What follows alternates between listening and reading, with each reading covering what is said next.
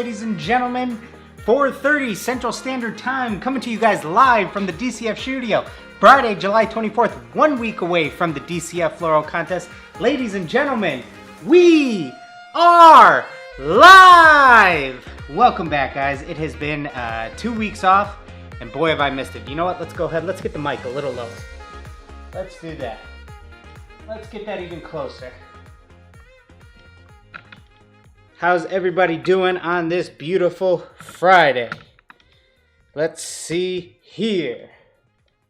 It has been, oh, no, now you can see it. Now you can see it. We don't want that. A little higher. Let's see. Nope, still see it. Still see it. Okay. All right, we got to raise it a bit. Bear with me.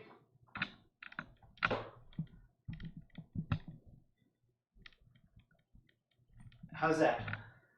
Nope, still see it. All right. There we go. There we go. There we go. There we go. Ladies and gentlemen, 1 more week till the DCF Floral Contest. Cannot wait to see that one. 109 people already in the chat. Thank you guys so much for joining us. Like I said, been a crazy week. I have been slammed with football cleats. And man, I'm rusty. I am rusty. Usually once I'm in the middle of it, once I'm in the thick of it for that 4 to 5 months, I'm flying through these multiple per day most of the time. And I'm just a little rusty. So sometimes the ideas come to you a lot quicker than other times. But for the most part, the NFL guys, they're usually ordering a bunch at a time and usually giving me creative freedom or sending, you know, kind of somewhat simplistic reference images to get inspiration from. So sometimes, you know, we just have to draw, we got to come up with a lot of ideas. And so that's what it's been this week. Just trying to get back in the swing of doing a lot of cleats. Super hyped about the video that we put out Wednesday. That's a video that is a topic and something that we talk about all the time here on these live streams. Just sort of my advice for when you're just starting out and getting the ball rolling and what you should do. And everything that we mentioned in that video is certainly, you know, questions that we've answered here in these live streams. Hey, what advice do you have for me just starting out? And we wanted to kind of put that into a nice compact video, try to put everything together in 6 minutes or so, which is not easy for me to do, guys. All right, when there's a short video, just know that when we have short videos, it's not easy, and we have to really compact things down because I'm a talker, and it's hard for me to put everything into nice, tight little short sentences and quick little hitters. So that's why I just really sometimes enjoy these streams, because I can take a long time to answer the questions and really answer them in detail. But that doesn't work the best for, you know, the YouTube algorithm and viewer watch retention and all that. And not everybody wants to listen to me rant for a long time. So let's see here. How we doing, guys? How are we doing? Tons of people here in the chat right now. Let's see. Marldine says, football cleats sports is a thing again now? Yeah, we have the NBA, I think, comes back next Tuesday. The MLS tournament is past the group stage. Baseball started yesterday. My White Sox play in 2 hours. So, hey, even if it's without fans, sports are trying to come back. So, let's see. Let's see, guys. So some other cool things that we have coming up. Next week, it should be ready to launch. We will have a Discord. And now I've never been in a Discord. Jason is sort of spearheading that project. He's in a couple different ones. And but it's something that we've talked about here. You know, should we start a Facebook group? Should we start a subreddit? And we settled on a Discord. So next week that should be ready to launch. I'm gonna need a few. Mods. So if any of my mods here on YouTube are interested in being mods in the Discord, that would be super helpful too. So if you guys are down with that, let me know. If anybody else wants to be a mod in that Discord, let me know. You know, kind of just monitor the chat, make sure that nobody's getting out of line, and just there to help answer and refer people to, you know, a lot of the typical questions they might have. Some of the other things that we have set up in there that are going to be pretty fun. We're going to have a customizer of the week section.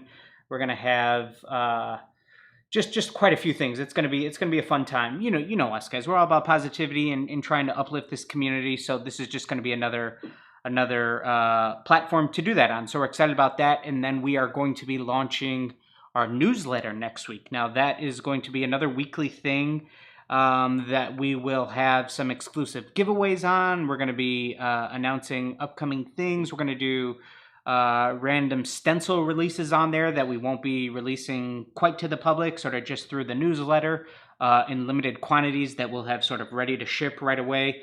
Things like that. That's gonna be a fun one. We're excited to do that. So we're just trying to dabble in some other things, and we've put a lot of time into making these things, you know, up to our standards before we're ready to drop them. So we are excited about those two things. But we did get a super chat came in here. Let me see. Boss4EG, thank you, buddy. Really appreciate that. It says, I wanted to know if you can use RIT dye in place of Angela's dye to dye suede or nubuck shoes. So from my understanding, RIT has RIT has a fabric only dye, don't they?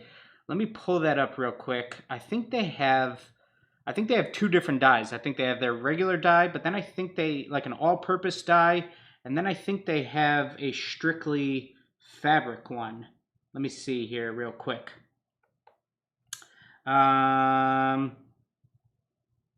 Let's see. I'm on RIT's website to dye. That's for synthetics.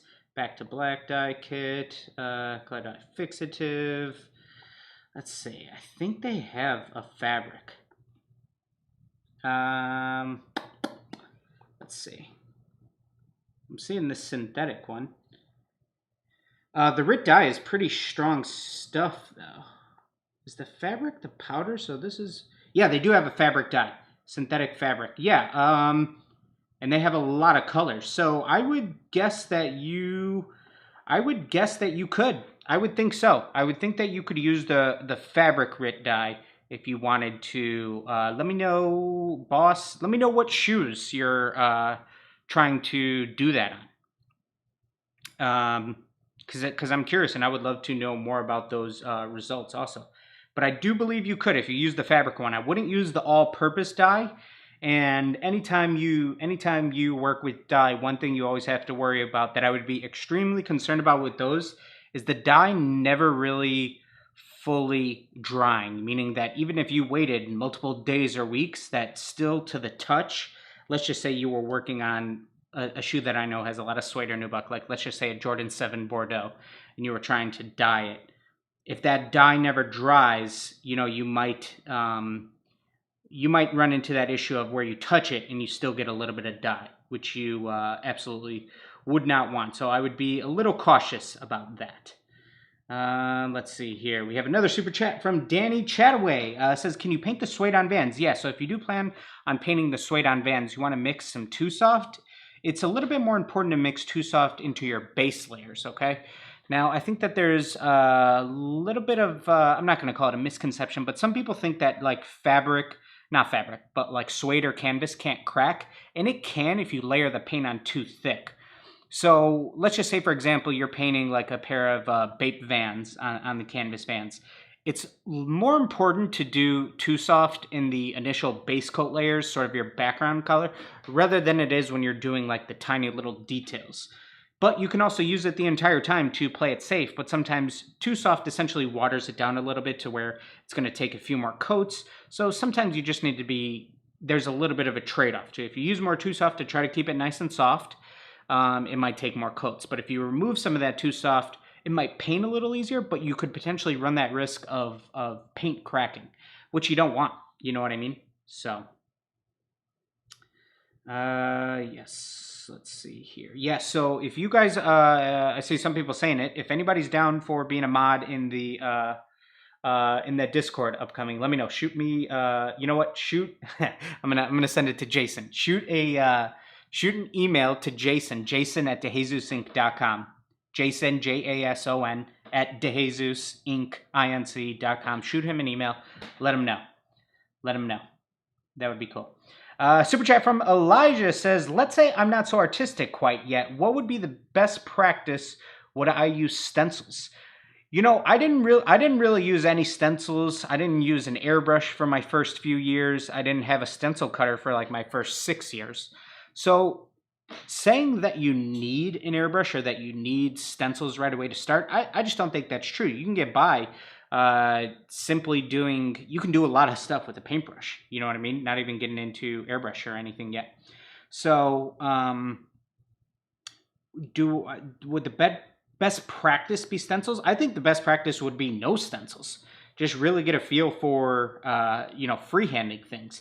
That's when you're really going to develop, that hand-eye coordination when it comes to painting. So I would say that you don't need them to start. Now, I'm not so artistic. So one thing that you might want to do rather than using a stencil is sort of just give yourself a nice little map using something like our image transfer technique that we have a couple of videos on. And this way you just have a nice map to follow. Essentially, you're now going to be coloring in the lines rather than sort of just like trying to freehand like a SpongeBob character on a pair of shoes and just drawing him from reference. If you sort of transfer that image on there with that tracing paper technique that we've shown a couple of times, then I think that that would be some good practice for you. So thank you for sending in that super chat, buddy. Let's see. My man Rupsy's in here. Rupsy's YouTube video is coming soon. Rupsy, let us know. Do we have a date on the video yet? And am I going to get to see it before everybody else? Let me know, man. Rupsy, finally, peer pressure works, guys. We've been pressuring him for a long time to join YouTube, and he has a cool project upcoming. I know what the project is. I haven't seen the video, but it's going to be pretty exciting. Let's see. A super chat comes in from Melly174. Thank you so much. Really appreciate you guys supporting the channel in that way. I've missed you guys. 2 weeks off, but we needed it. I really had a lot of projects to catch up on. Yeah, it was. I did get a lot done by taking the time off to do those, thankfully. But yeah, we have a lot of stuff that we were getting done. We have a couple of cool videos. I say this all the time because I truly do think all of our videos are cool. We put a lot of time into them, but the next 2 videos are pretty cool ones. I would say that one of them falls in line sort of with the video this week of great tips for anybody starting out. It's the working title is something like beginner customizer mistakes, something avoid these, something like that. The title is going to be something along those lines, but it's a good one because it goes through a lot of misconceptions and common little myths about sneaker customizing. So that's a good one. I see a lot of questions about will we be reviewing some Instagrams? Yes, I am down. We will do that. Let's see. So I do see a couple people saying I will bring it up. Don't spam, guys. Obviously, you can see some of the mods take care of that pretty quickly. I tried to get to as many questions as possible. But feel free to ask it again, but don't constantly spam it over. That's not going to speed anything up. And really, I do try to get to as many of the questions as possible.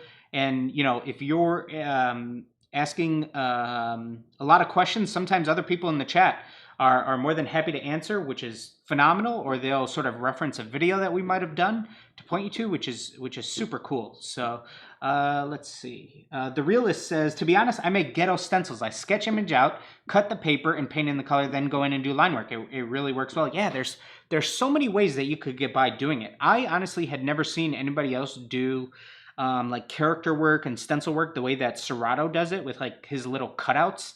And it's super cool because obviously he's incredibly talented and does incredible character work. So to see him have such a unique technique is awesome. And the only reason that I sort of do sometimes that image transfer thing if I'm not using a stencil is because I picked up that technique in architecture school. The funny reason I learned that is because I had a project due. So your studio projects are always due on Mondays in architecture school. So Sunday night, Sunday night is a guaranteed all-nighter the day before a studio project in architecture school. So, you know, it's Sunday night, probably close to midnight, and I realize I am absolutely nowhere near done on this drawing. And it was this repetitive drawing. I think I had to copy over something. I can't even remember exactly. But somebody showed me this tracing paper technique of draw it on here, flip it over, and mirror it, and then you can zoom through this. And so I picked up that trick in architecture school, and all of a sudden it applied really well to painting shoes, which is awesome. Let's see. Let's see here. Natalia says, sometimes when using vinyl stencils, after removing it, I can see a height difference on the paint. Like you can feel the line to the touch. Is there any way to avoid that? So Natalia, I'm not sure if you're airbrushing or hand painting those stencils. That's going to be a little less common if you're airbrushing, since less paint is applied if you're airbrushing versus hand painting. But if you are hand painting, you may not have an airbrush. The way to go about that is definitely try to do as thin of coats as possible, because you can definitely run into that with vinyl, where it sort of just ends up being a little thicker because it has potentially, you know, 5 to 6 more coats. So if it's with an airbrush, you're able to control that a little easier than if you do with a paintbrush. Let's see.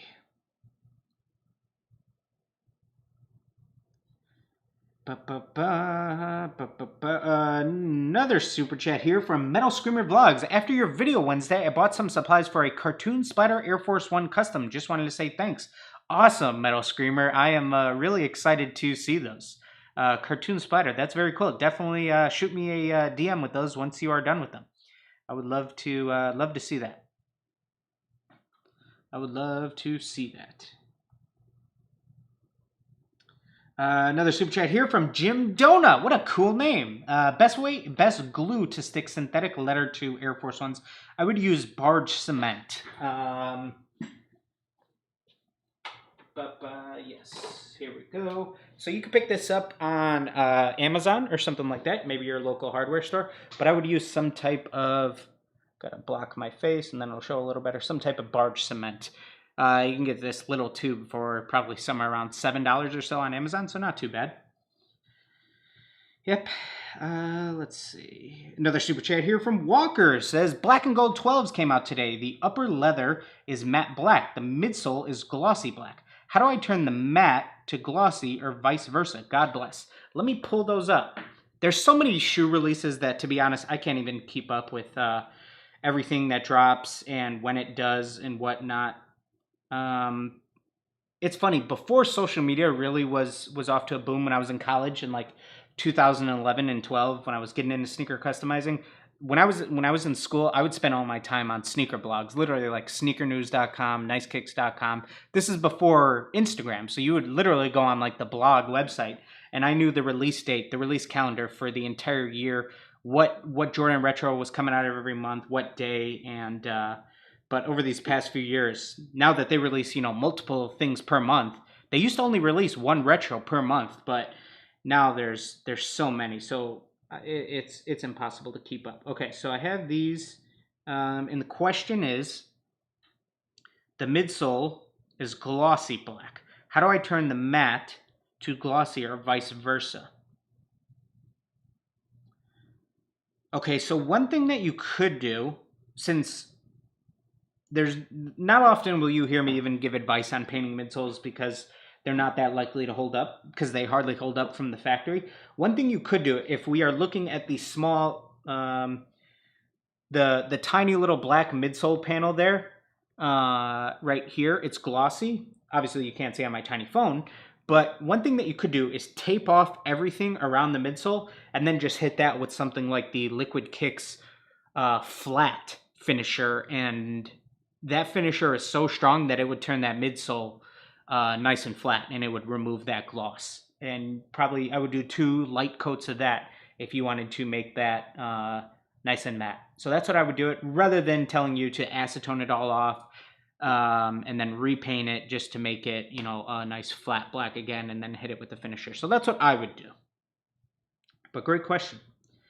Great question. Let's see. Super chat from Dragon Customs. Do you prefer 631 or 651 for stencils? I actually prefer neither. I use Oracal 811. So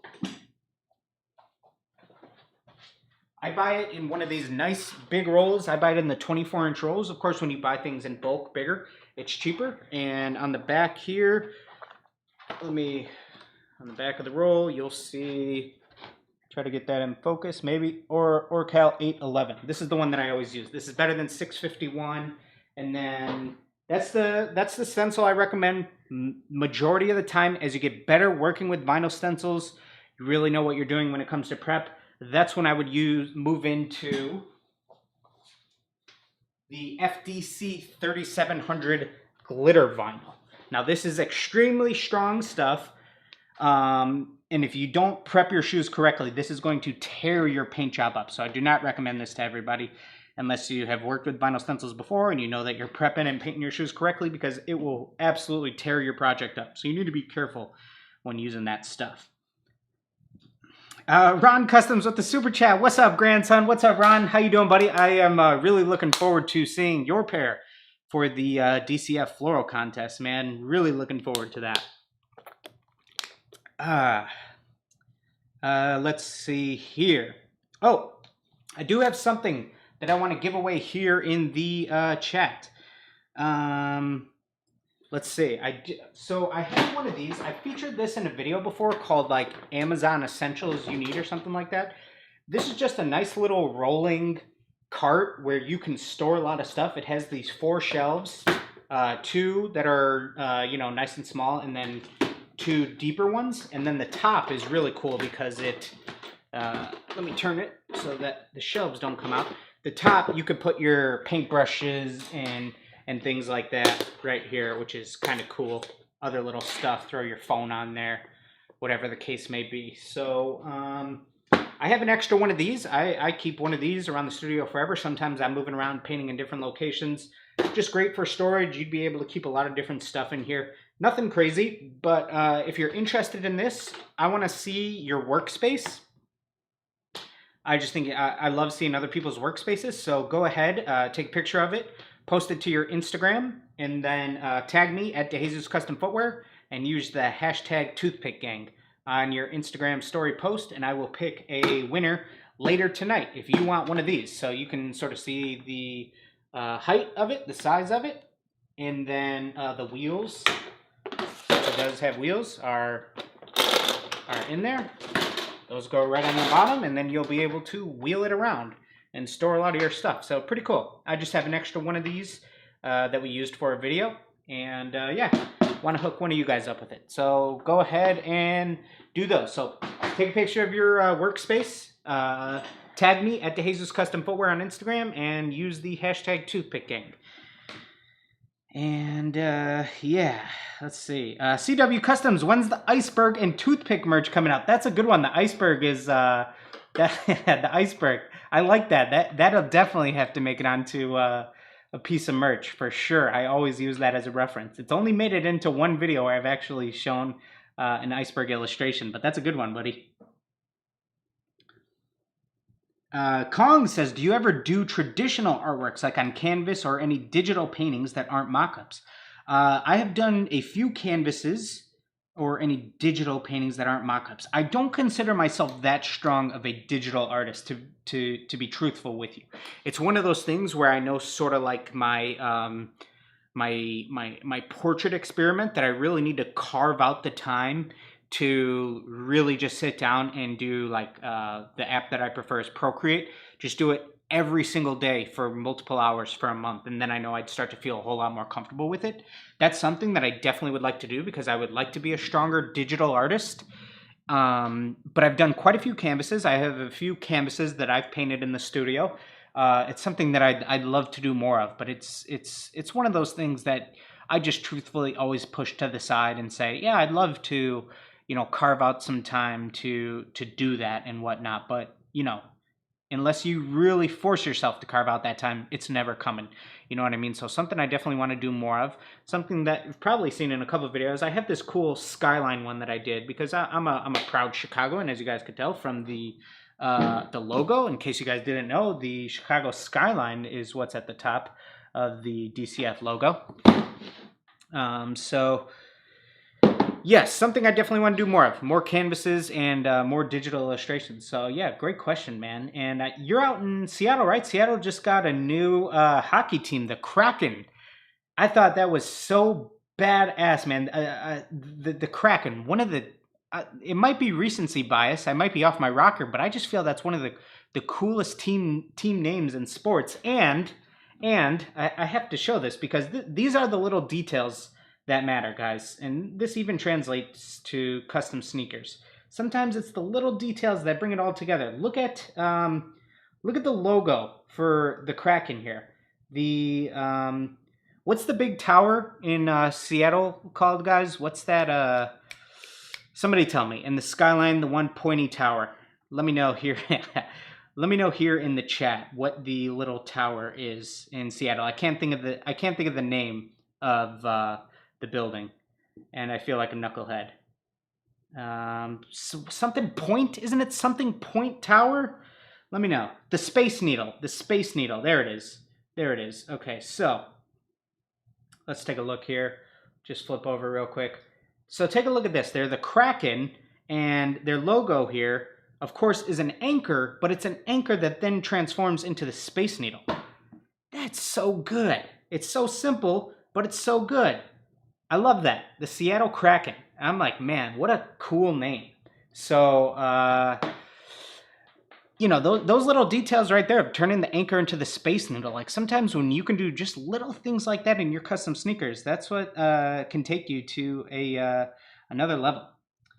So let's see here. Anthony Miller Art says, what temperature do you set your heat gun to while customizing? The heat gun that I actually have doesn't, it doesn't have a temperature setting. It just has one setting, on or off.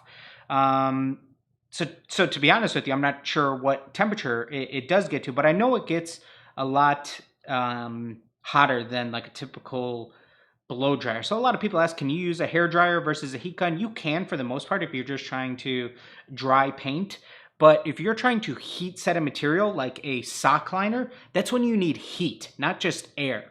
So that's why sometimes you do need a heat gun. So a great way to think about those, this is getting a little sciencey and something that I've talked about on the live stream before, but somewhat the comparison of heat gun versus blow dryer is, picture a hot summer day, okay? Now you get out of the water or a swimming pool. You dry a lot faster if there's a bit of a breeze, if it's a little windy, versus if it's just hot. You know what I mean? So sometimes you can hop out of the pool and let's say there's no breeze, but it's just a scorching hot day. Let's say it's 100 degrees. You're going to dry faster with a little bit of wind versus just in that direct heat. So the blow dryer is good for drying the paint. You know what I mean? But it's not great for the heat purposes that's needed for, you know, keeping fabrics nice and soft. Now I'm totally off topic talking about that, but somebody, I saw somebody make that reference before, and I thought that was really good. So, Sam Basler says, "Have you seen Mosh's new shoes he came out with today?" Yes, I did. That was awesome. What does he call them? The Centralias or the let's see. What's the name of the shoe? The Mosh. Yeah, Centralias. Super cool, man. Super. I'm so hyped for him. I'm just a fan of creators and customizers as a whole. So to see him do that is awesome. Very cool. And I hope I'm able to get a pair for sure to just support him. And I think it's a great looking shoe too. And it totally falls in line with his style, and it has a great backstory. Mosh is the GOAT. You know what I mean? He's the best to ever pick up a paintbrush. You know what I mean? And lay it down onto a pair of shoes. Bar none. You know what I mean? He's the MJ we're all chasing. He's the one with the 6 rings. You know what I mean? So you know, basketball is the only sport where I think there's a undeniable best player of all time. I don't think if you asked 1,000 people, you're gonna get a lot of different answers if you ask who's the best football player of all time. You know what I mean? Joe Montana, Tom Brady, Jerry Rice. You'll hear a lot of things. If you say the best baseball player of all time, well, do you say Barry Bonds because he has the most home runs? Do you say Nolan Ryan because he's so many no hitters? Do you say, You know what I mean? Who do you say when, you know, in soccer? Do you say Messi right now? Do you say Pele? You know, basketball is the only sport where there's a definitive best of all time that you really just can't deny it, which is cool that it's Mike. But yeah, I'm really excited. And of course, right away, my thought is, man, would I be down to design a pair of shoes? And if you guys watched Mash's video, he says in the video, which is really cool, he's like, I've sort of always wondered if I would be able to do this because I've always viewed myself as more of an artist than a designer. And I absolutely feel the same way, that, you know, I don't spend a lot of time designing potential shoes, but if I were to do it, I think that I would want to right off the bat come out with 2 shoes, because I don't think that I would ever be able to settle on just one style. You know what I mean? I just think right away, if I did it, I would have to come out with 2 for, you know, 2 very distinct styles. Like, I love the simplicity and of certain shoes like Vans or Stan Smiths, how they're, you know, certainly very narrow and simplistic, but then I also love stuff that's bulkier and has layers and panels, sort of like that Mosh shoe. You know what I mean? So I feel right off the bat I would have to come out with 2, but I'm so excited for them. So super cool to see that. Let's see. Super chat comes in here from James Ladson. I'm new to customizing and want to try Hydro Dip. What all do I need that I can pick up from Michael's or Home Depot on a budget? So, James, let me know what pair of shoes you plan on hydro dipping on, because I hydro dipped a pair of shoes and I did them on Vans, so they're all canvas, and I just used spray paint. Okay, I just used the Rust-Oleum brand, I believe it was. We have a video on that. If you're interested in checking that out, we show the products that we used, and I sent them out to a YouTube subscriber to wear, and he wore them for a couple months, sent them back, and they held up great. I do not believe they would hold up as good on leather as they did on canvas. Just because the paint's a lot thicker when it comes to spray paint. So I think if you were going to do leather or any other shoe like that, I would probably recommend that you would use the Hydro Dip film rather than just the spray paints. But my experiment with it was, the advice I have is that you need to spray really fast. My first time around, if you check out our video, I failed pretty miserably because I went a little bit too slow with spraying the paint into the water, and it just sort of created this weird film. So you can pick up the Rust-Oleum spray paints is what I used the first time around, but they also have a lot of different films on Amazon that you can try. Let's see. I just got a text from my dad because I'm talking sports. So Papa DeJesus says, tell him your dad said Michael could cover Bill Russell, but Bill Russell could never guard Michael. You know, Bill probably has a good, 6 or 7 inches on MJ though. So that might be, that would be a pretty interesting game of one-on-one to watch. But yeah, I mean, my goodness, you know, Bill Russell, even with all that height, MJ might be able to stop him a couple times in the post, but, you know, Bill would obviously have no chance guarding Mike. So there's a lot of great jokes about, you know, Bill Russell played in the era of only going against janitors and things like that. The competition just wasn't the same as when Michael was around. So that's why Bill was able to gather so many rings. Let's see here.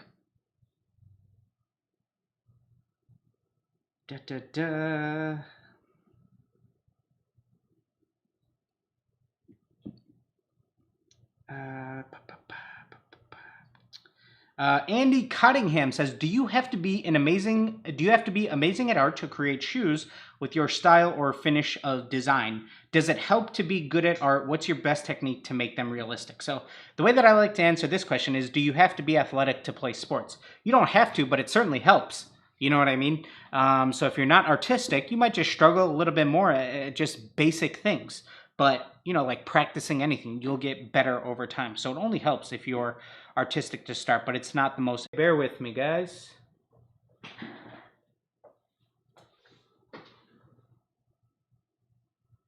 Okay, that looks good. That looks good. I believe you guys can hear me. You can see me. Yep, let me know. Let me know. He's back. He's back. All right, he's back. Let's see. So Super chat came in from Boredom, and it says, I just started an Instagram for my shoes. What's the best way to get it out there?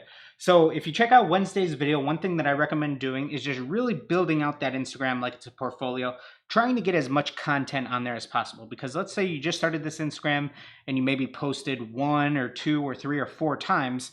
It's hard for people to view you as legit when you have that few of posts, you know what I mean?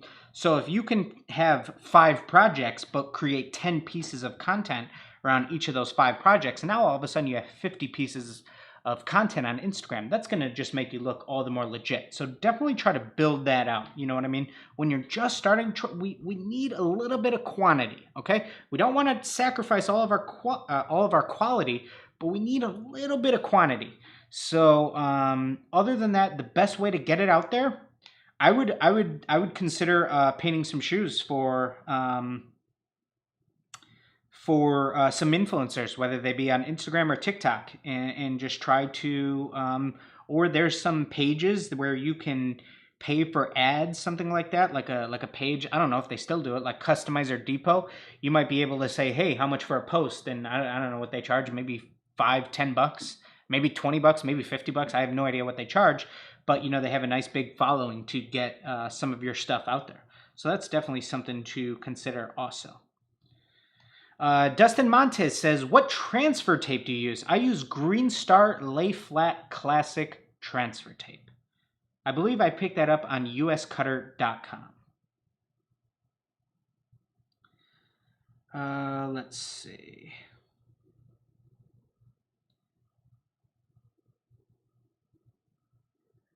V. Milan says, what did you major in college, and what electives would you recommend that could help better sneaker customs?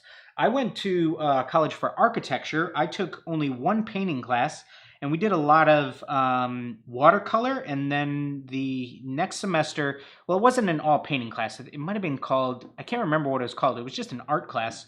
But then we did a lot of charcoal drawings, and we even had to do nude still lifes.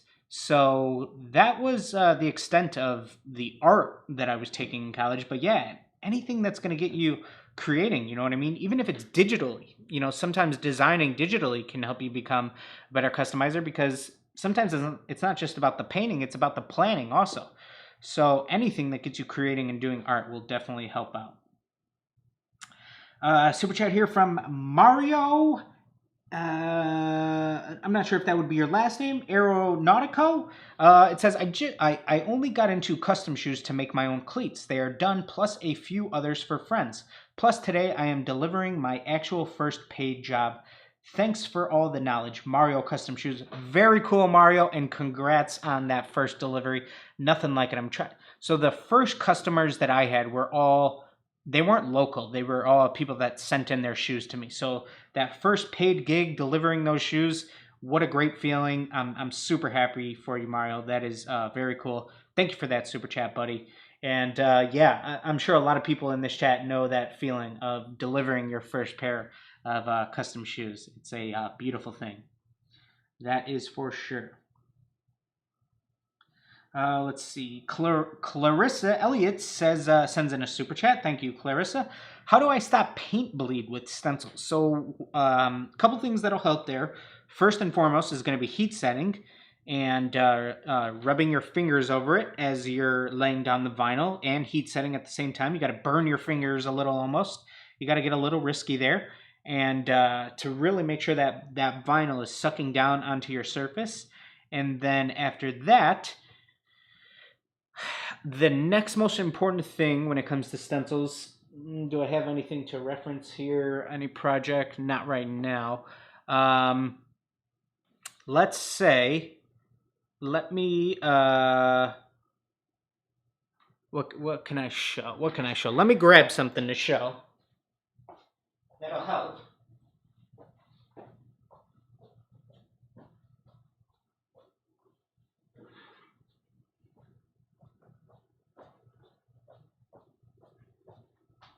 All right, so I have these LV Supreme cleats, and let me make sure I can see. Yeah, cool. So LV Supreme cleats. So what these are is they started out as the all-white cleat. Now after I have that all white laid down, then I cover up I start to cover it all up with the vinyl, with the LV print vinyl. Okay.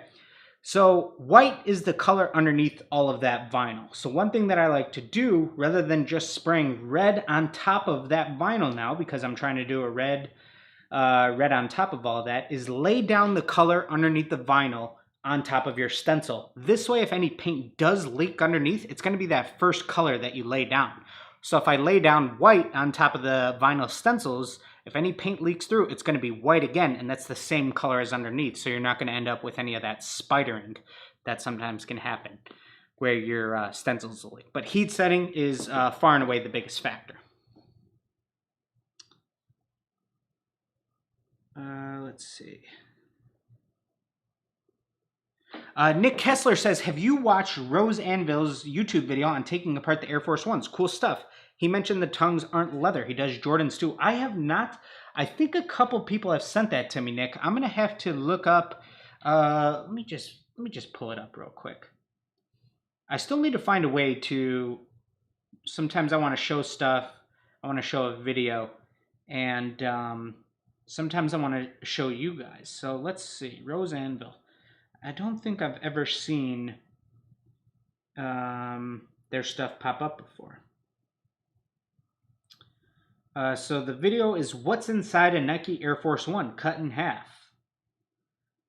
Yeah, and they straight up cut through that thing. Very cool.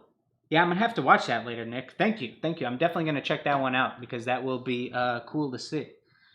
That will be cool to see. Bad Beat Nick says, Cubs or Sox? I'm a Sox fan. I am a Southsider. Yep. Let's see.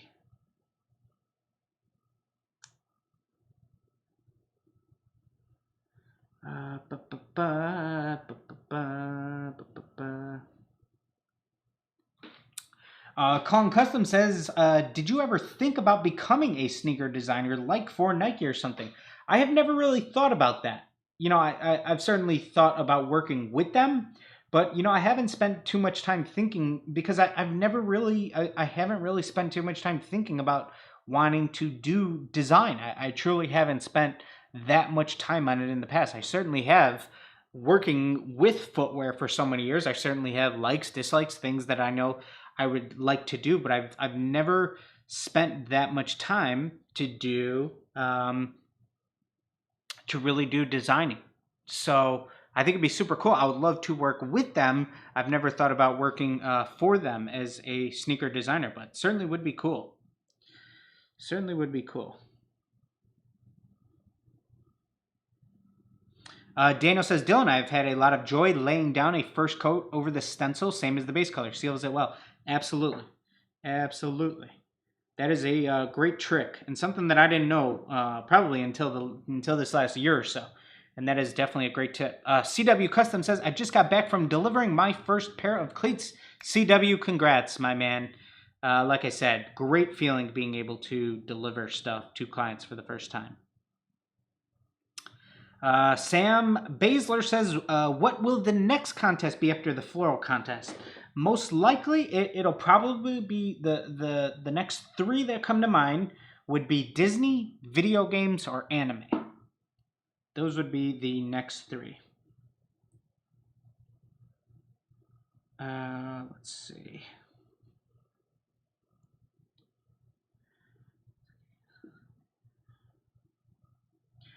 Jamie Smith says, "Hey Dylan, are you still trying to perfect your portraits?" I sure am. I haven't had a project since that Kobe pair, a little over a month ago. I do have another one coming up. I have a Chiefs championship pair, so I'm gonna have a Mahomes picture on one, and then another picture that was taken when they right after they won. So I think it's Kelsey, Tyrann Mathieu, and somebody else, I think, all holding the trophy on the other shoe.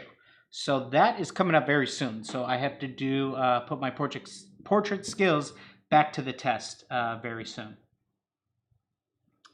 So yeah, let's see. Super chat comes in from Dragon Custom, says, I know you don't like heat transfer customs, but I'd like you to review my $100 bill Air Force One. Dragon, if you don't mind, send them into our Instagram, the DCF Experience, and we will check them out there. Let me get that pulled up. Send them to me there.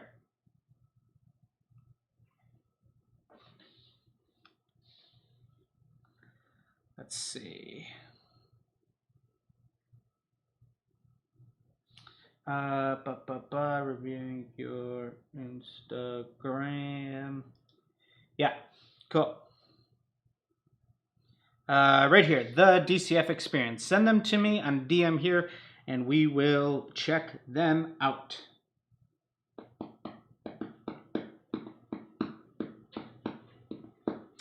David Long says, did you do a video on those customs on your desk area? This pair right here, this was the pair that we did in our Marco video. So yeah, if you check that video out, this is the pair that we painted for them. If you're talking about another pair in our desk area, I don't know if you could see those ones over there, what I'm working on now, but I'm doing some football cleats. I'll show you what I have so far. One of these, I have, these are a pair for, so I have 4 pairs for Geronimo Allison of the Detroit Lions. So we have a graffiti theme. Detroit on this one. 313. Free word 313. B Rabbit. B Rabbit. His real name is Clarence. If you guys get that reference, you know what's up. One Pride on this one, and Lions on the other. So I'm probably backwards right now, but Detroit Lions there. So they have some graffiti in their walkout area. So he sent me some references for that. Another one with, I have 4 pairs. Here's another one. Just kind of this cool little riptide type look. I really like how these came out. The white and Honolulu blue. Somebody got it. Somebody got the 8 Mile reference. Okay. Let's see. Did you send those in, Dragon? Let me know, and we will check them out. We will check them out. CW says, I did a pair of shoes for a client who's friends with Cody Cupper, the concept director. My client is trying his best to show the shoes to Tinker Hatfield, being that he's a Duck fan. Oh, cool, man. That'd be awesome if you could get Tinker to check out some of your work. That is for sure. Ryan Stroh says, should I take easy generic work? And if so, should I post things that are generic on my Instagram or only post really custom work? I don't think there's nothing wrong with posting generic work or simple stuff. There's nothing wrong with that because, you know, really complex custom work isn't always going to be for everybody. You know what I mean? So showing sometimes that generic simple stuff. Also, it totally depends what is considered simple or generic work. Like we could take a look at a creator like a Malcolm Garrett who does really just, I don't even want to say it's simple because it's not to do, but color blocking and things like that on Jordan 1s and whatnot. And he does an absolutely phenomenal job at it and is a highly requested customizer. So definitely nothing wrong with that. Definitely nothing wrong with that. Marl Dane sends in a super chat. Thank you, buddy. I didn't make it around to doing something for the floral contest. Couldn't get the shoes I wanted. Wish the best for all who do enter. Seen some amazing work already. Also, Dragon's dollar bill Air Force Ones are hands up. Okay, let's see those. Kong Custom says, with the rap from 8 Mile, Kong, 8 Mile probably came out before you. What year did 8 Mile come out, guys? Is 8 All right, if I had to guess, I think I was in 6th grade when 8 Mile came out. Did 8 Mile come out in 2003? Because that might make it older than Kong Customs if it did. Did 8 Mile come out in 2003, guys? Let me know, because I think it did. I think it did. Dragon, send them over to this one. Send them over to this Instagram, the DCF Experience, and I'll check them out. You know what? I'll search you up. We'll search up Dragon Customs here. Let's do that. 2002. Okay, 02. Gotcha. Dragon Customs. Let's check out these. Are they on here? Are they on your Instagram here? Yeah, send them. Send me a DM on here. I don't see them, at least in these first couple rows. November 02. Wow.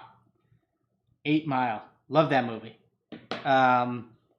I certainly, I haven't really watched much stuff on cable in years, but I loved when it was just on repeat on VH1 for years. And it's such a good movie that you could just hop in at any point, you know what I mean?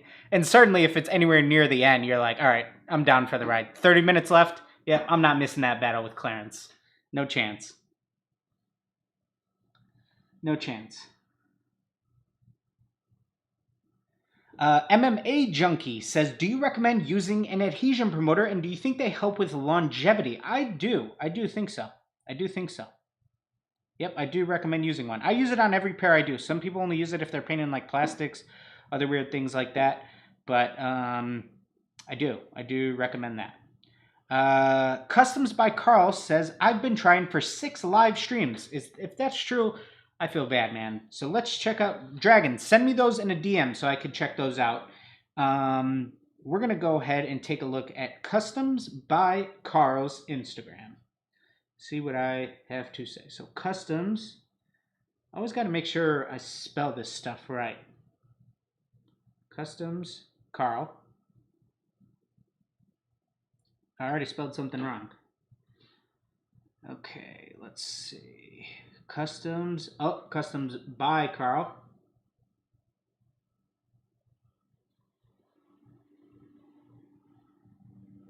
Customs by Carl B. Cool.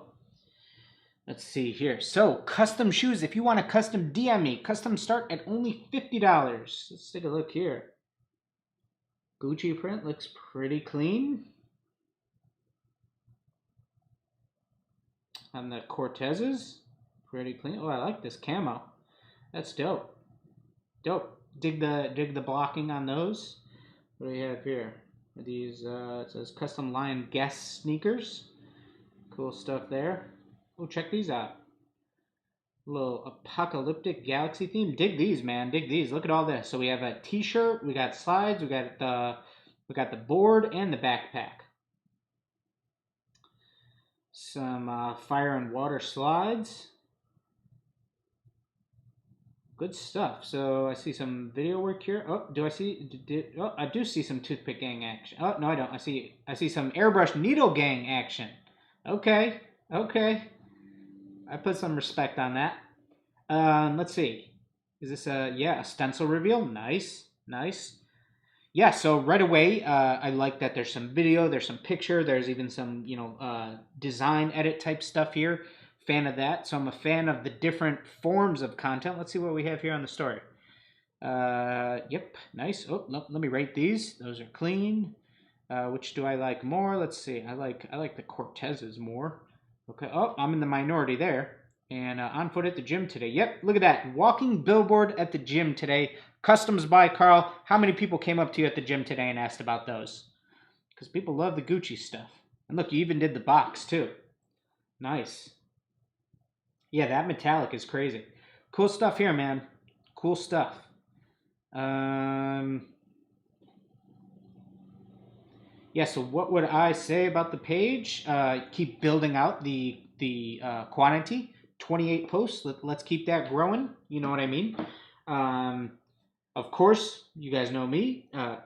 Photography. Of course, putting a little bit more time into some photo editing and whatnot. But look, what's in here? Oh, that's cool. Oh, and you painted it too? Nice. That's cool. Well, that was a keychain, right? Sorry, I got to talk upwards towards the mic. Yeah, nice.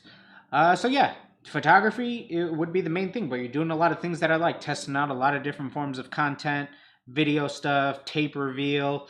So keep that up, man. Keep that up and keep going. Keep going. The work is clean. Yeah, the work is clean. Like, look at this. I mean, the Gucci, look at how far we could zoom in. That's pretty clean. You know what I mean? The stencil work. That is pretty clean. So good stuff, man. Yeah, keep it up, buddy. Keep it up. Customs by Carl. Let's see. Don't want to miss these super chats. One from H&L Cakes. Would you check our newest cleats on our Instagram too? I sure will. Let's see. Maldane sends in a super chat and says, Valley Kicks came up with a creative way to create good lighting. He should send you the pictures. Awesome, dude. Let me check that out. And H&L Kicks, at me, and just let me know your Instagram name again, because you might have changed it. So let me know what it is, and I will check those out. And has Dragon DM'd me? We got to find that out, but let me check out what Marldane says. This Valley Kicks. Marldane, what's the Instagram on Valley Kicks? Because I don't think it's that page. Don't think it's that page either. Let me know. Let me know, Marldane, what that... Oh, Valley Kicks is sending me stuff. Maybe that's it. Oh, yeah. There we go. Yeah. Yep, I saw these. Yeah, that's clean. That's clean. Yep, look at that. So they have the... is it just a piece of cardboard nearby with those little string lights?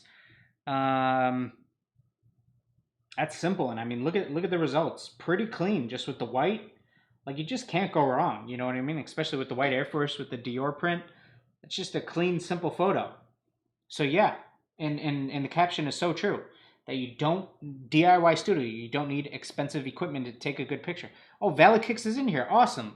So, what is this lighting, Valley Kicks? Or where did you pick up those little string lights? Explain those a little bit more for the people in the chat, because they look like they come with a cable, so they're plugged into power. So it's not, there's no little battery source or anything. It looks like it comes with a little power adapter.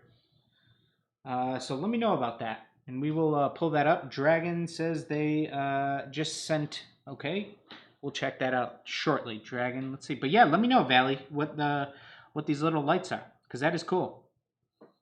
And you just have it. It looks like it's set up just onto you just attach it to a piece of cardboard or something like that. It's an LED string light. You can find them on Amazon. There are RGB ones as well. Yeah, very cool. So you could change the lighting and get some different colors and whatnot. Just a $12 LED strip from Amazon. Yeah, gotta love Amazon. And look at the results, guys. Clean. I mean, clean and simple. You can't go wrong with the simple white background, guys. You can't go wrong. All right, let's see from Dragon. Let's see here. Let me get... We got...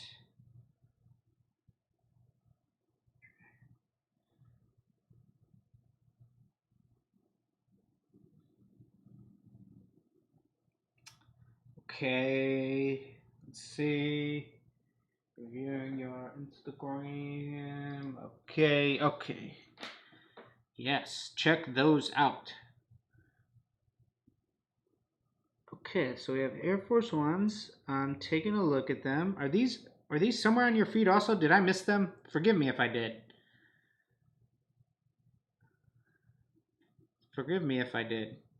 They are. Okay. Same here too. So sometimes I like to look at these and I like to see if I can determine which parts are painted and which parts aren't.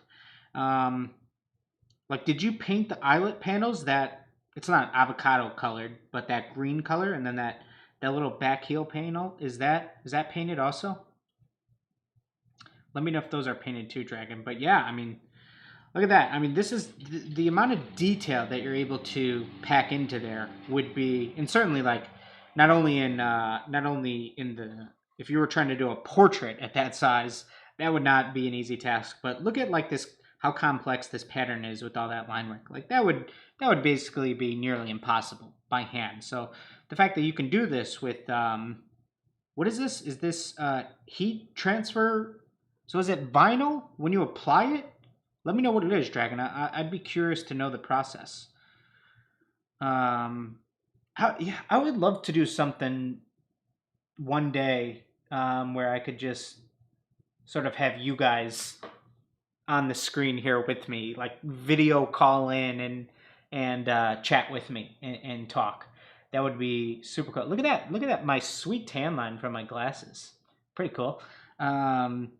But yeah, I would love to do that. That'd be pretty cool to just have you guys on screen with me talking about your process and how you did stuff. Because I'm always curious to learn. A lot of times on like reviewing your customs and whatnot, I'm always guessing the process for people. So something like this, I'm curious what the method is. Heat transfer sheets printed on inkjet. And then how do you adhere it onto the panels of the Air Force? Are you just using something like a barge cement or whatnot? But yeah, I mean, this is clean, simple stuff. Clean and simple stuff. A DCF Zoom call, exactly. Yeah, I gotta find a way. Gotta find a way. I know there's ways where I could have you like call in, like almost like if this was a radio hotline, 1-800 chicks at night. But I'm talking like a video call in, so you guys could be here on the screen also. That would be a lot cooler. Daniel says, Dylan, if you ever watch Tea with Gary Vee, he has guest in for 5 minutes each. I'm gonna take a look at. Gary Vee puts out so much content that I obviously can't watch it all, but I'm gonna check out. I'm gonna check out some of those videos, and I'll see how he does it, how he has that set up, because I think that'd be really cool.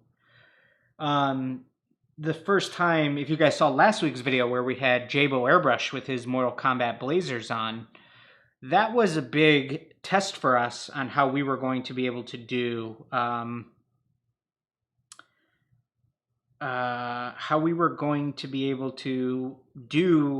a video where we weren't, you know, in person with the other person we're collabing with. But thankfully, Jordan had a friend who's adverse in video equipment and technology and stuff, so he was able to have somebody mic him up and record from a couple different cameras. And so it was a big project to put together. Combining all of that footage, it'd be a whole lot easier in person, but thankfully we got through that to now we sort of feel confident enough to do potentially some more collabs down the road with people, since obviously it's hard to do in-person stuff nowadays with everything going on in the world. But yeah, even during these streams or separate videos, I would like to do some other stuff like that. I think that'd be really cool. Pedro says, you got to check out my guy Malcolm Garrett on Instagram. Yeah, I just talked about him not that long. Malcolm Garrett he's one of my favorite creators right now. I mean, he's just absolutely killing it with what he's doing. I love, but not only is his work so clean, but his photography is just awesome, guys. And I think I talked about it a couple streams back. What I love about it is not only is it beautiful artwork, but I think it's a beautiful photo. Okay, so let's take a look at some of his stuff. I gotta check out Hess and Lawson. I gotta check out their Instagram. Right? Oh, look at that. He's on the Explore page here. I recognize his work right away. Like, this is just a great photo. Not only is the artwork great, but it's just a great photo. You know what I mean? Like, a way to think about it is pretend you're taking a photo that you want to hang up on a wall for your custom artwork. Like, this is a photo that is worthy of being on a wall. You know what I mean? So that's one way that I like to think about it. I mean, like, this is so good. I just love his photography, and it just works. Yeah, I love it. So, you know, if I was ever critiquing or reviewing this Instagram, I wouldn't be able to stop ranting and raving about how great his photography is, in my opinion. So, Hess and Lawson, let me do them. Gotta get back to those fellas. Let's see what their Instagram is. Hess and Lawson, yeah, that's what it is. And they wanted me to check out, I think, their most recent cleats. Yeah, recent cleats. Cool, let's see. These ones is, okay, so big congratulations to Elliot Kale London for making it to the NFL. Go Bears. We wanted to pay homage to his roots in Peoria, 309. And, okay, so this is for a Bears player, huh? So we got the Skyline, and we have the El Savage. Check these out. With the lightning and stuff. Dope stuff. Dope stuff, man. Yeah, I like the photos here of getting to the football field. That's great stuff. very hard. The hardest part about of wanting to go and get photos on a football field and things like that, it's not distracting here, is when you're shooting in direct sunlight, sometimes your photos just get so overblown. That didn't happen here. You didn't lose detail from the sun. But if there's one critique I could give here, is that do I have it nearby? Do I have anything nearby with it? No. I was going to say if I had any. Do I? I do.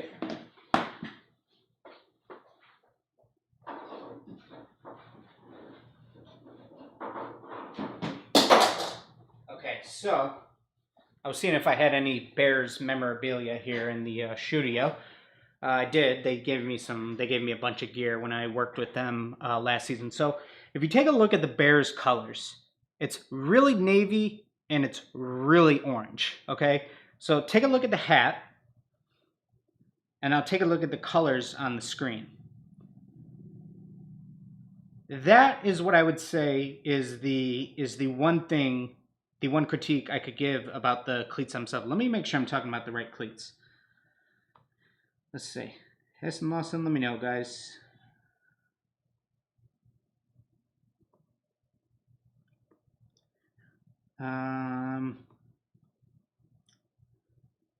Okay, cool. Thinking. So yeah. So that's the reason it happened is because you built this galaxy type background probably in black. You might have done all of that first. I'm not necessarily sure. Maybe the cleat was all white, and then you did the orange and the blue, and then the black. I can't fully tell the workflow here of what you did, but if I had to guess, that's my only critique, is that the colors need to be a little bit more saturated. The orange, this is a little bit more of, you know, this color.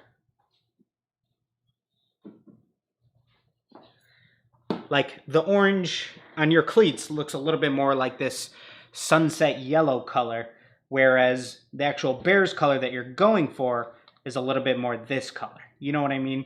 And so that's the one critique I would give, you know, being that they're for a Bears player, is trying to nail those colors down a little bit more. So I'm trying to see if you said anything about the workflow, but I'm going to talk about the workflow if it went two ways. So let's say you did this entire black galaxy first, and then you went in with some white or some light gray, and then did the colors on top, the blue and the orange.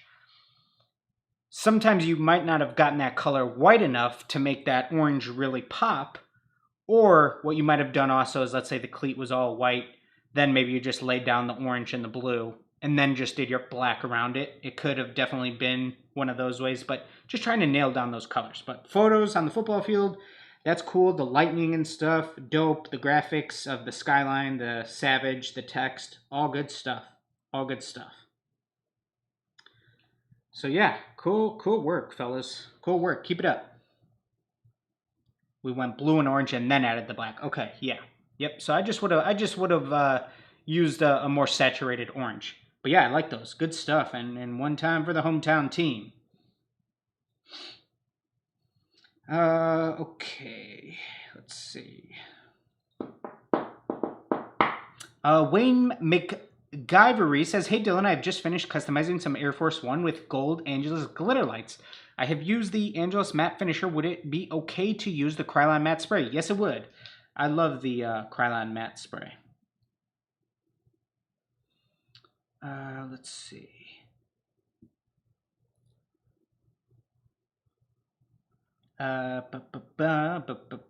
When using finisher with too thin. Lizban says, when using finisher with too thin for the airbrush, would you recommend more than one layer? Because the finisher is like not only finisher now. So if you're using the finisher, you don't need to add any too thin into that mixture. The finisher is already thin enough to run through your airbrush.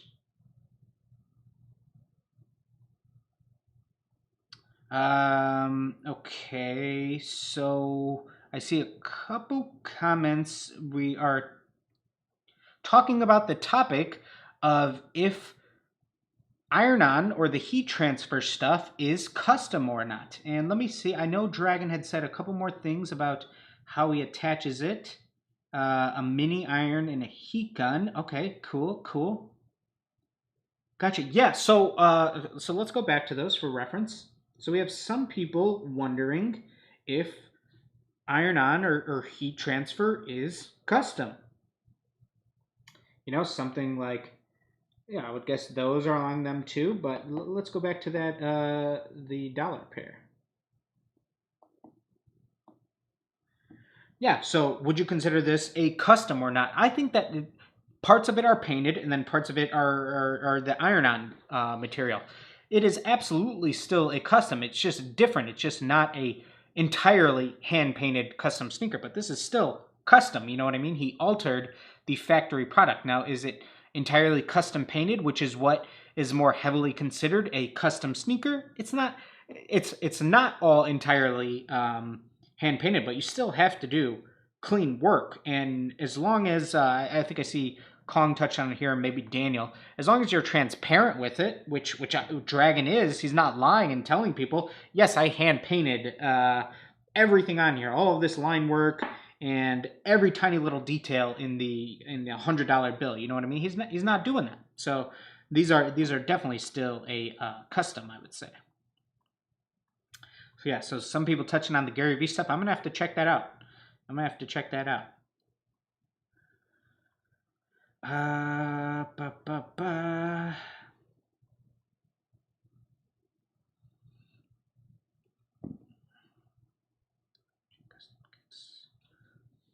Let me see. I had another super chat come in. Where's it at? Okay. Hey Dylan, just want to say thank you for all your feedback and support. If you don't mind checking out Wiley's inkage if you have time. Let's take a look at my man Wiley here. Wiley's inkage. Custom trainers, tattoos, based in Stanley County, Durham. Let's see.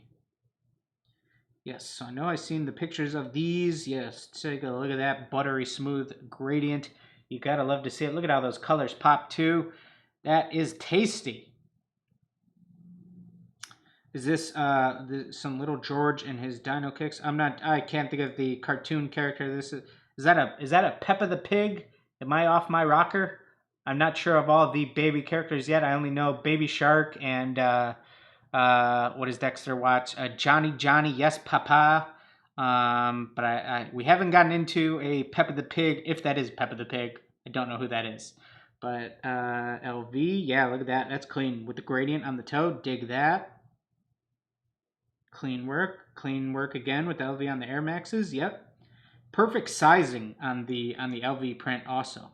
And yeah, I like this little semi gradient that's on this on these beige panels. That's tasty. Here we have, what does it say? So I think it says somebody's Instagram. Yeah, at the Stoner Bible. So I think you had told me these are maybe for a store owner. Am I crazy? I think something like that. But yeah, look at the creativity with the swoosh for the burning swoosh. That's cool. We got the glitch in progress. We got some Galaxy drip on the 90s here.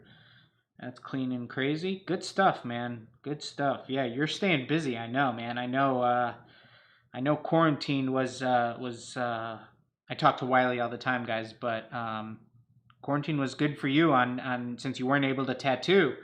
You found this you found that you're able to do this whole custom sneaker thing too. Should I step way outside of my zone and should we review some tattoos too? That'd be fun. Look at this. That's dope, man. I need to get some, guys. I need to get inked up. I know once I start, I won't be able to stop. But yeah, Jason's got me beat with 2 full sleeves. And I won't even go into critiquing tattooing because that would be way outside of my element for sure. But yeah, good stuff, buddy. Good stuff. As far as any things that I think could be improved on, photography. You know what I mean? I would say that even something like this, like even if we just edit this photo a little bit, it says no filter, just sunlight. So I know that certainly could be the goal of no filter. But a filter is a good thing, in my opinion. Not just a slap in one of the Instagram filters on there, but little things like playing with the highlights, the shadows, tweaking the saturation of the grass just to make it a little more appealing so it doesn't look like a dead grass zone, things like that. If you turned up the saturation of these greens and yellows, you know what I mean, that would make your pinks and your oranges and your purples pop even more. So it's not cheating to edit your photos. It only helps them. You know what I mean? So that would be my recommendation. But yeah, clean work. Clean work, man, for sure. And let's test out some video stuff. See, like we have the video reveal of the tattoo. It's cool to be able to see all that. So let's play with that on the shoes too, for sure. But yeah, good stuff, buddy.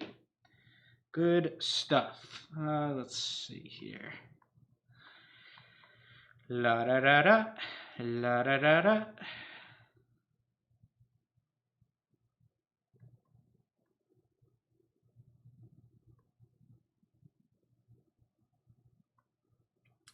Sam says, yes, that's Peppa. Okay, cool, cool.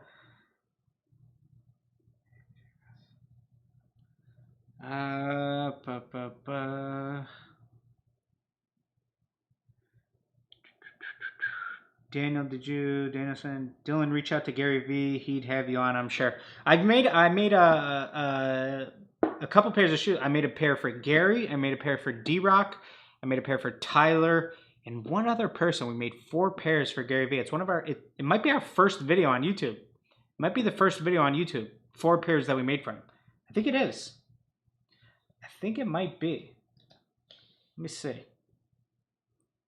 We had a studio tour at our old downtown studio, but it was just an absolutely terrible video that we ended up taking down.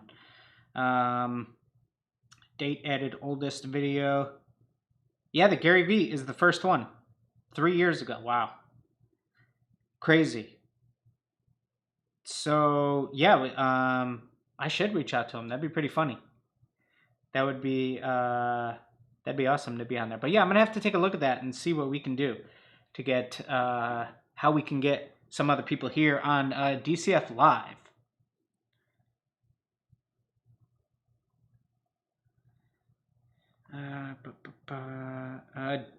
Daniel, I'm not sure.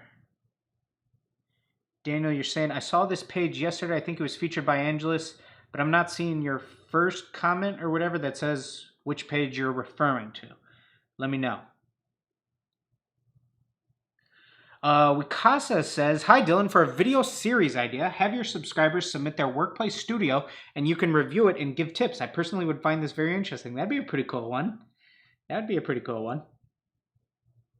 It's Peppa's brother, George the Pig. Okay, there we go.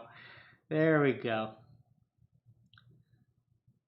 Thanks, Valley. Major inspo from Tragic. Dylan, the page you were just reviewing. Oh, okay, Wiley. Yes, Wiley. Yeah, I talk with him all the time. Super cool dude. And yeah, just being able to chat with you guys all the time through Instagram is super cool. And that I'm able to help you guys in any way is awesome. So love that. Would you consider reviewing?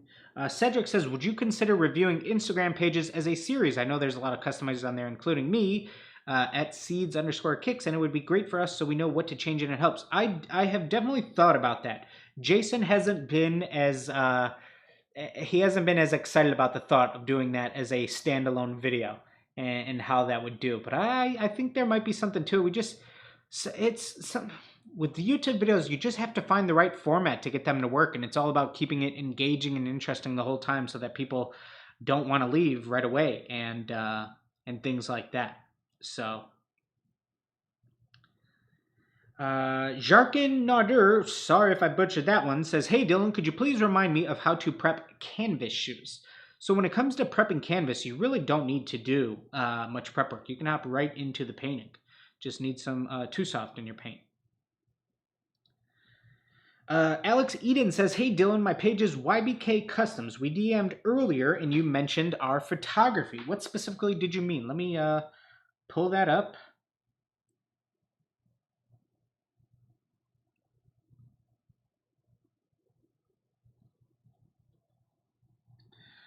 Okay. Flip over. Okay, so yes, I know you sent me these earlier, which are badass. Love these. Looks great, and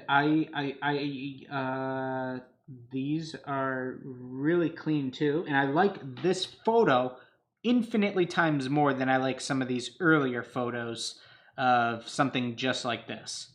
You know what I mean? Because this is a 10 times better photo showcasing your artwork than this is. You know what I mean? Just on the bench. Not that wood texture is bad or the grass texture in the background is bad, but just the composition and the framing. There's nothing that further accelerates the beauty of the artwork here. Like, it's just not a beautiful photo, whereas something like this is so much better. So there's already been a large improvement. I know you asked me earlier in the day what you could improve on, and I just think that you've already improved since some of your earlier work. And this is May 20th, so a couple months back now. I think that it's already a whole lot better doing stuff like this. So I just think that when you're when you're taking photography of your custom shoes, try to create a beautiful photo. You know what I mean? Picture you're trying to take a photo that's going to end up in a picture frame on somebody's wall. You know what I mean? Think of that in your head, and how can you compose things to make something really nice. So that's what I would say. Dragon Custom says, do you do the shoes for free when you do collabs for Instagram models? I think that is something that can work when you're starting out. I don't need to do shoes for free for anybody anymore because I have paying clients. But even if you're trying to get into creating artwork for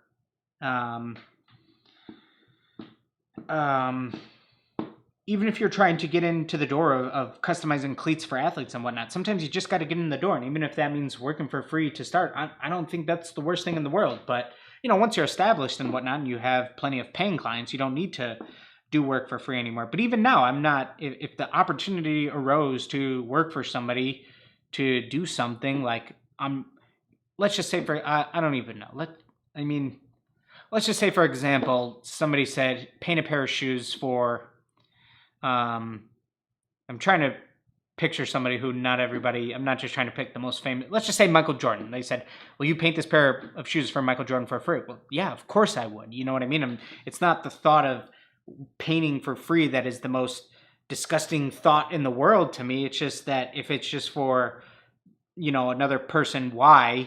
Well, it depends. What's in it for me to work for free when I have so many other paying clients? You know what I mean? But a lot of times when I'm talking about the working for free, it's for people just starting out and looking to build and grow. So I think that if you're not doing anything else, if you don't have all those other paying clients, there's nothing inherently wrong with painting for free. So Marl Dane has some great advice here. So to make a canvas shoe smoother, you can shave it with a razor blade and then use a lint roller to clean it up. Yeah, that's an old school trick that a lot of people do on a lot of canvas shoes. In my opinion, it's unnecessary because it has no effect on durability. To me, it's unnecessary, but that is absolutely something you could do. That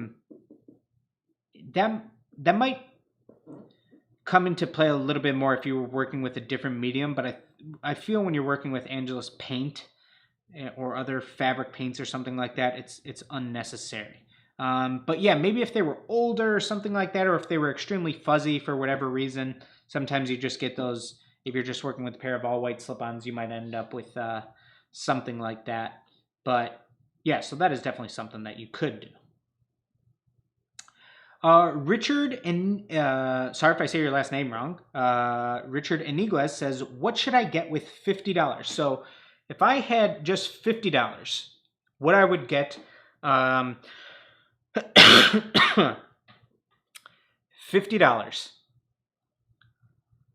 Okay, so to prep, I would get cotton balls, Scotch-Brite Pads. You can pick those up from the dollar store.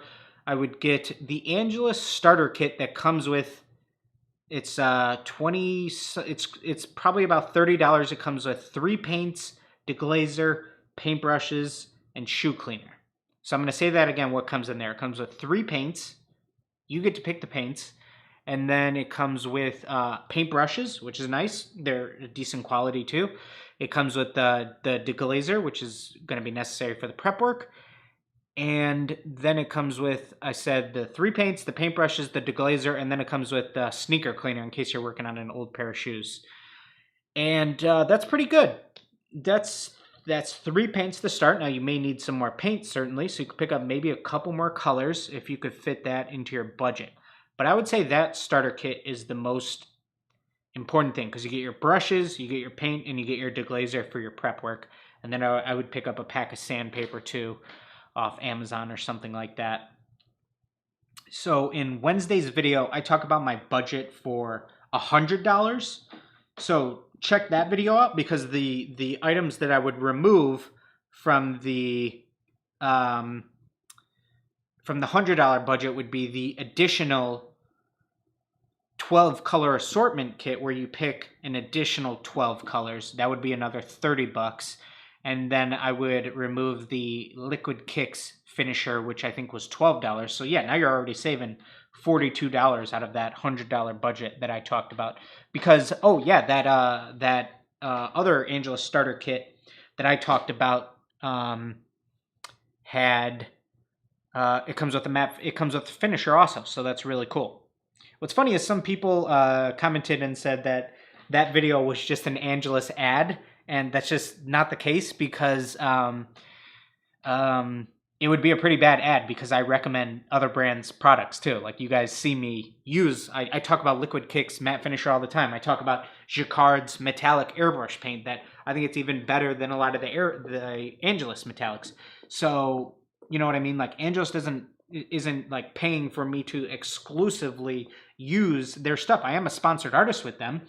And I have been for so many years, but all I do is talk about the products that I use, and I want to be transparent about those things. But I'm not paid a salary to only say I use these paints. Now, I tell you guys what I actually use, you know what I mean? So, let's see.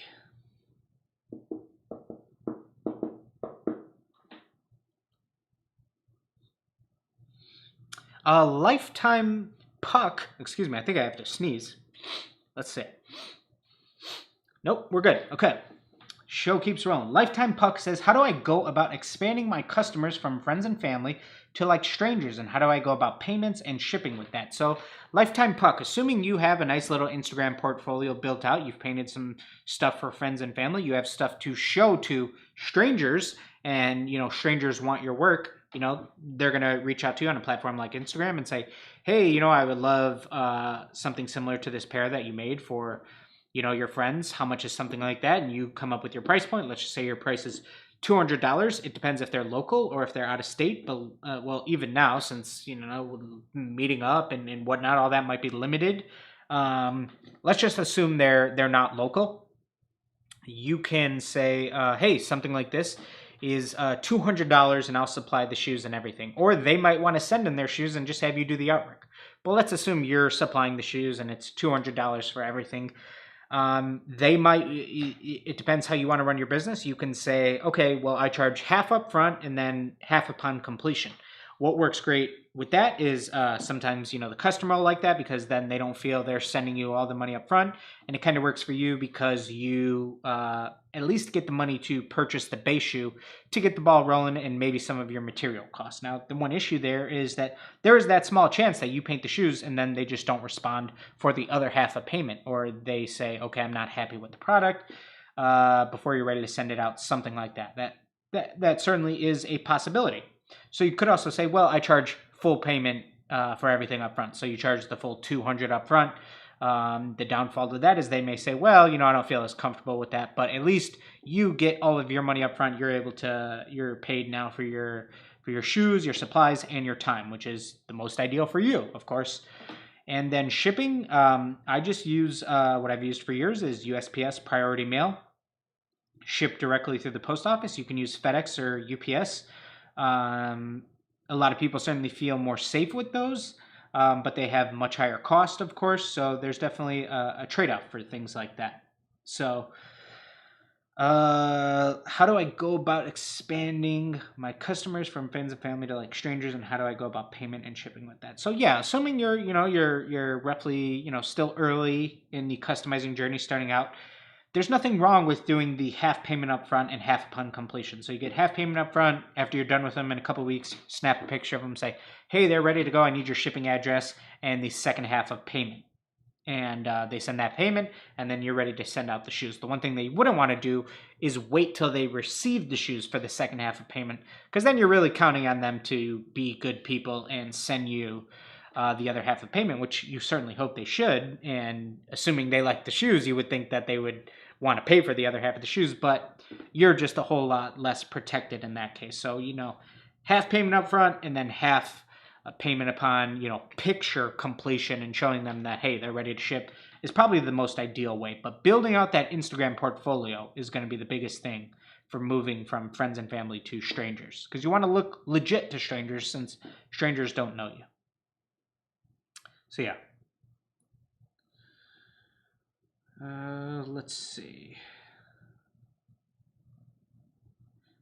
Sam Baszler here with the recommendation says, I also recommend picking up leather sheets from Michaels to practice painting on before investing in shoes. That's a great call too. Yeah, you could probably pick up some leather sheets for a pretty good price from Michaels and then just get a feel for working on leather. So that's definitely a good idea also. Let me take a drink of water real quick.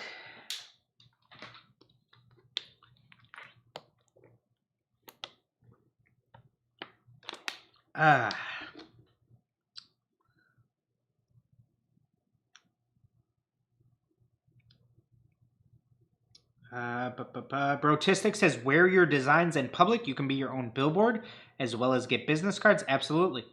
Absolutely. Absolutely. Always be a walking billboard. Muhammad Azmi says, do you know when Angelus are restocking on their pint and quartz products? Also, when making wooden boxes and plastic stencils, do you make them personally on laser cutter or get them produced? Yeah, so Angelus is out of stock on a lot of things. Their pints, their quarts. I don't even know if they sell gallons anymore. They might have stopped that. I guess it's been quite a while since I've had to order gallons, but yeah, I know they're out of stock on just a lot of stuff. Them being able to get a lot of their product has really hurt them. And I don't think it's the paint that they're out of. I think it's literally just the containers for the pints and quarts, because they even had to get different bottles for their 4 ounces. So yeah, hopefully soon. Hopefully not too much longer.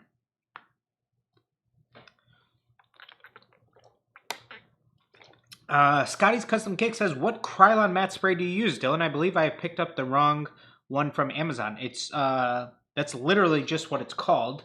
But I'll show you a picture of the one that I use.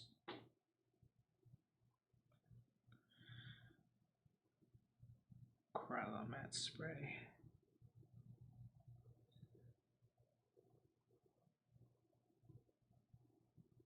Yep, here it is. So yeah, here's the one that I use. Krylon matte finish spray. Yep, literally just called Krylon matte finish, and it says it nice and big there on the can. So yes, Maya Thomas says, you guys are still going. Do you think you'd sell any more type stencils on your Etsy? I do plan with probably within the next couple weeks. There's going to be quite a few more stencils added to the Etsy. Vinyl ones, some reusable ones. There's going to be quite a few more things added. So definitely stay tuned for that. Make sure you sign up for our newsletter next week, and that's where we're going to be doing some exclusive ones. And so, yeah, stay tuned for that. But definitely some new ones coming soon.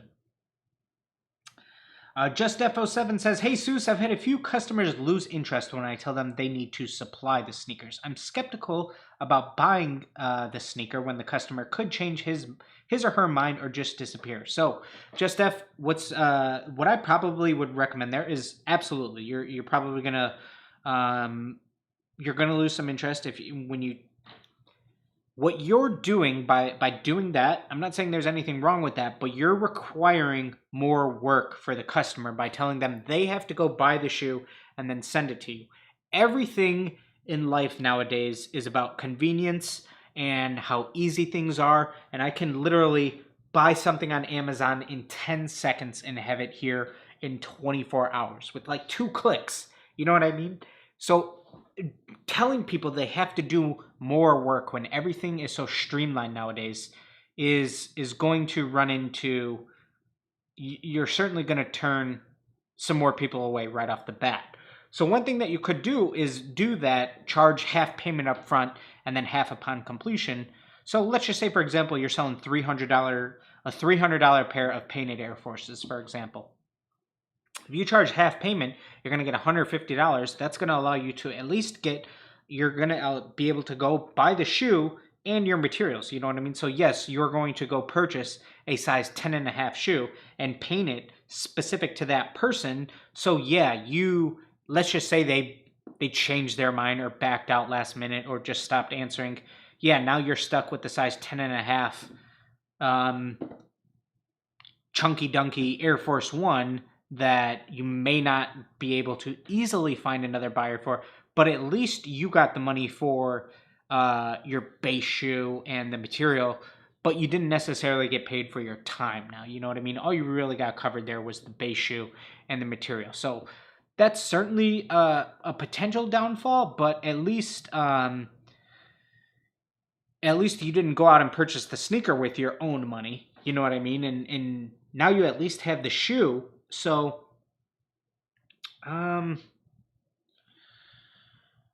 yeah, that's what I would do. I just think with everything so streamlined nowadays, you're naturally gonna turn some people away when you tell them they have to do additional work. So that is what I would recommend, is probably testing out that half payment up front, half upon completion. Yep. Let's see. First the money, then the custom.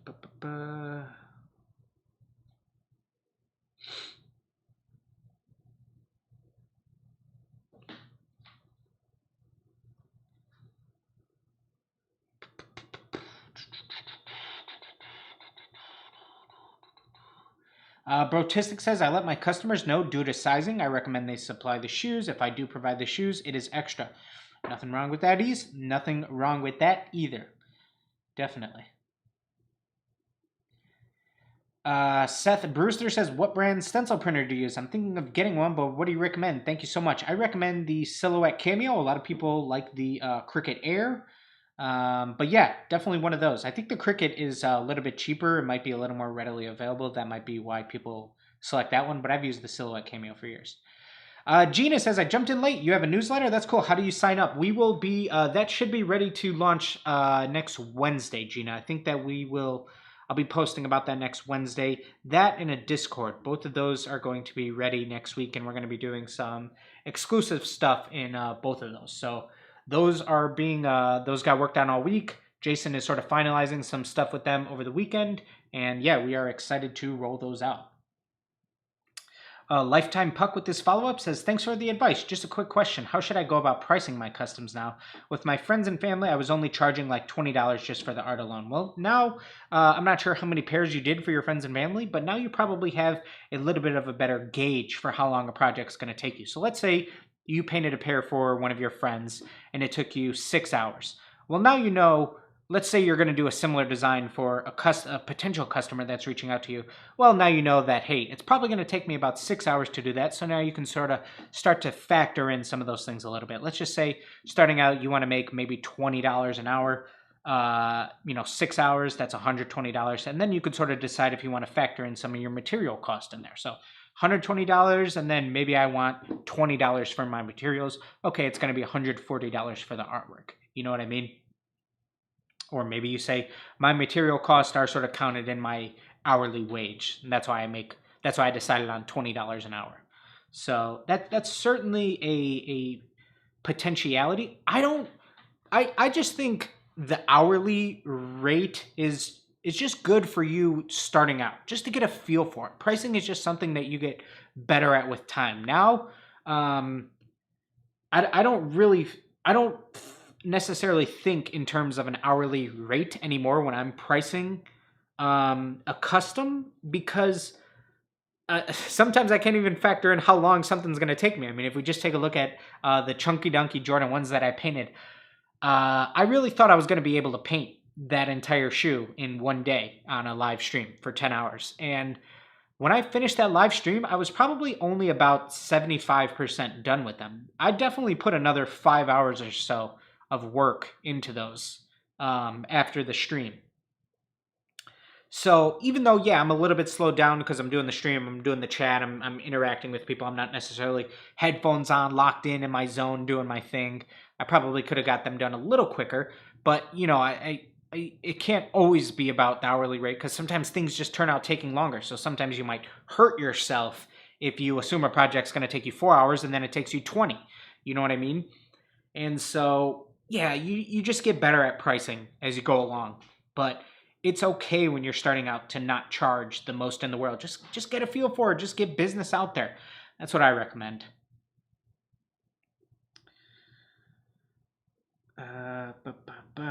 Yep, let's see here. Piffed Out Kick says, please answer how you figure out how you charge for stencils. So if you're talking about if you plan on I'm not sure if you mean if you want to sell stencils or if you're asking how we charge for stencils, but let me know what you mean, Pipped Out Kicks. I'm assuming you might mean how much should you charge for stencils. Let's say you want to create them for people. It might sort of be about if you have to do any of the design work. Like, let's just say they sent you an image, like, for example, let's just throw something out there like the Chicago Bears. Let's say somebody wanted a Chicago Bears stencil. Well, do you have to go through the trouble of turning this into vector artwork or something like, maybe they have their own logo or something like that. Do you have to go through the trouble of digitizing it and put your time into it and then your material cost and all that stuff? Or I might be crazy and you might be asking, how do we come up with our prices for stencils? But if you mean just for you, stencils are just a little accessory, so they're not going to be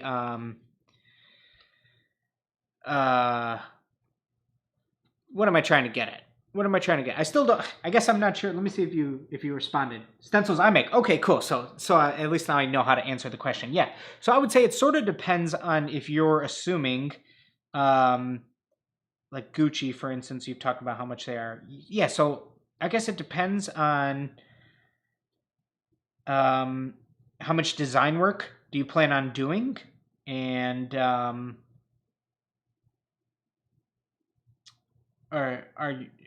are you going to be mass producing them? How much is your time worth for you cutting them, and all those types of things? Yeah.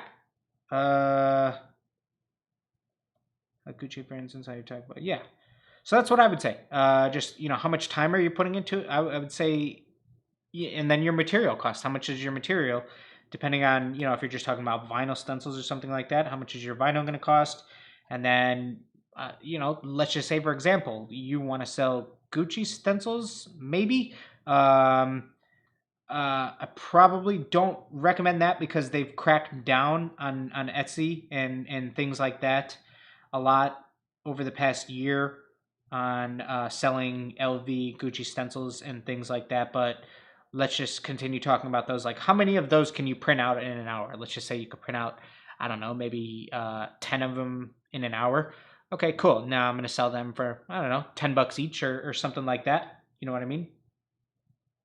So yeah, that's something I'd say. Yeah, JPJ Custom Kick says, hey chat, I have an issue. In the past, I've had a few clients which flaked out or forgot completely about their custom. I don't want to be irritating to them, but I also want confirmation, and I don't want to waste annoying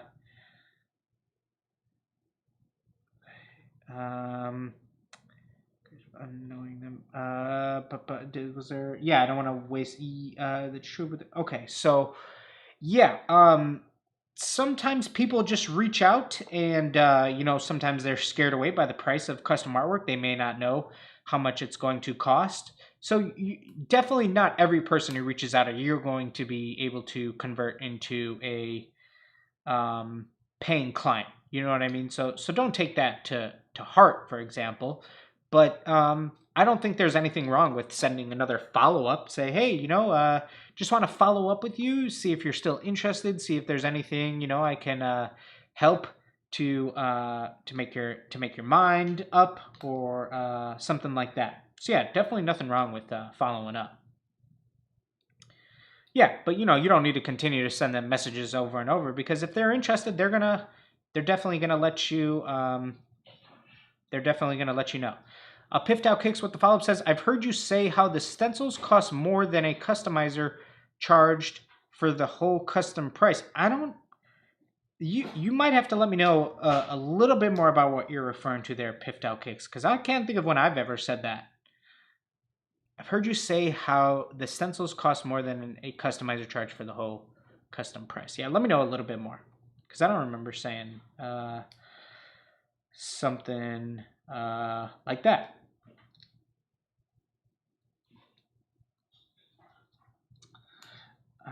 It's not these brand make sure you posted yours. Valid Kick says, I got banned from eBay for 3 days. The thing is to not use the brand name and make sure the image you post is yours. Yeah, it's I don't even post them for sale anymore, the Gucci and LV stuff, because it's a little too risky, and I know some people have had some stuff get entirely shut down. So 7 let's see here.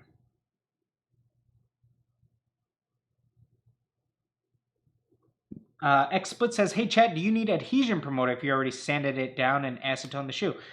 I'm not sure how much adhesion promoter would make or break the durability. I just think it doesn't hurt. You know what I mean? It definitely doesn't make it less durable. I think it only helps. But I don't necessarily think if you didn't have adhesion promoter that you would run some severe risk of cracking because you didn't use it or something like that.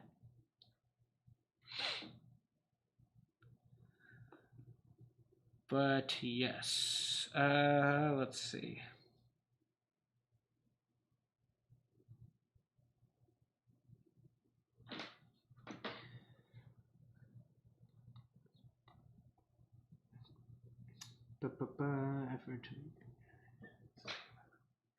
Daniel, okay, this is good. Yeah, Daniel says, going back to the date analogy, if they don't put in the effort to maintain contact, they're not that interested. It's the same with clients. That's a great way of looking at it, Daniel. Yeah, I mean, like, if people are interested in custom shoes because they're trying to reach out to you and throw their money at you because they want your work. But you know what I mean? So that in a way is, yeah, like if you're trying to court somebody or date somebody, if they're not showing you a lot of interest, sure, I mean, I guess they might be playing hard to get or something, but you don't want to deal with people who are playing games. You know what I mean? You want to deal with straight shooters. You know what I mean? So definitely. But that's a good way of looking at it, Daniel. That's a funny one.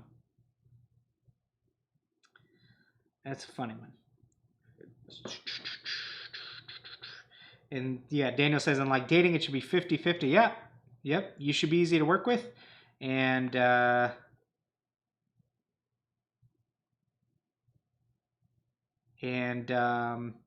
should be easy to work with. So Fit on My Tool says, you were reviewing my customs and prices, I think. So was this in a so this was in a guess the price, and I said that I vaguely remember this. I think I vaguely remember this, that they were what was it? Maybe a Gucci or LV shoe, and they were only charging $50 for the artwork or something like that. And I said that, oh, I think that's what it is. I can't remember the specific shoe or whatnot. Are you guys telling me a little more? Let's see. But yeah, I think you guys are telling me, I think I had said that, oh wow, they're only charging that much for the artwork. The stencils alone cost X. But I think Jason let me know that later that wasn't for the whole shoe. That was for just the artwork. I can't remember exactly. I can't remember exactly what we're talking about, but I vaguely remember sort of that situation. So let's see.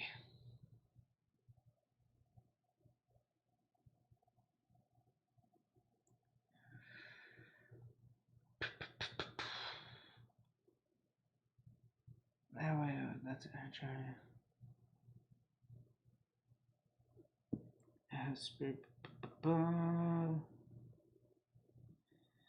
Henry says, when is your next review going to be, and do you send them back once reviewed? We do. We send them back. I don't keep anything. Believe me, I have plenty of shoes myself that I can't even get around to wearing, so I don't need to keep any more shoes. But we have 2 episodes of, I don't know if they're going to be back-to-back 1 week, and then the following week if they'll be back-to-back. But our next 2 episodes of Reviewing Your Customs are going to be the First Timers Edition and then the DCF Floral Contest. And both of those are likely going to be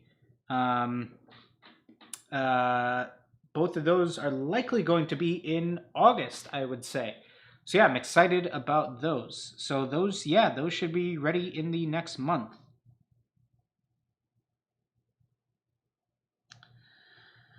Bryce Van Leerup says, have you heard of Jordan Vincent, and what do you think of his customs and talent? Jordan's a super cool dude. I've chatted with him a few times. Sometimes he's hanging out here in the DCF live chats too. I haven't seen him pop in here today. Jordan, if you're watching, what's up, buddy? But yeah, super cool dude. I'm a subscriber of his page. I like to watch his videos. Super cool, talented dude. Does good work for sure.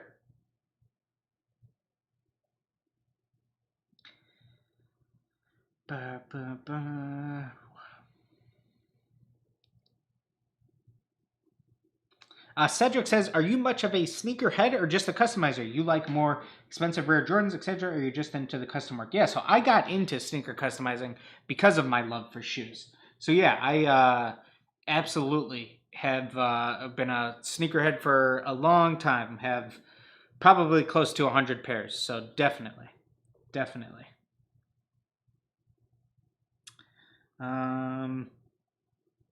Let's see.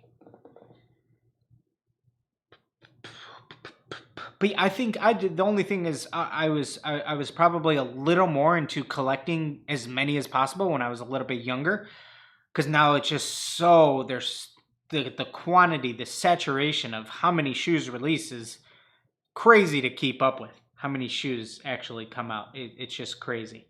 So what would you say is your best pair in your collection? I guess sometimes it depends what is your best pair. That could mean what's the most expensive pair, what's the most rare pair. Some of my favorite pairs, the most expensive pair would probably be the Platinum Yeezy 2s. I have the LeBron South Beach 8s. I have the original Dornbacher Jordan 3s. Some other rare, random, little less common ones. I think they're retroing them soon would be the 2007 Cool Gray Jordan 3s, one of my all-time favorite non-OG colorways. What else would be some of the other rare stuff that I have? But yeah, those are some of the first ones that come to mind. But yeah, I work from home, guys, so it's not even that often that I get to wear rare exclusive shoes. Certainly not on a daily basis or anything like that. Let's see.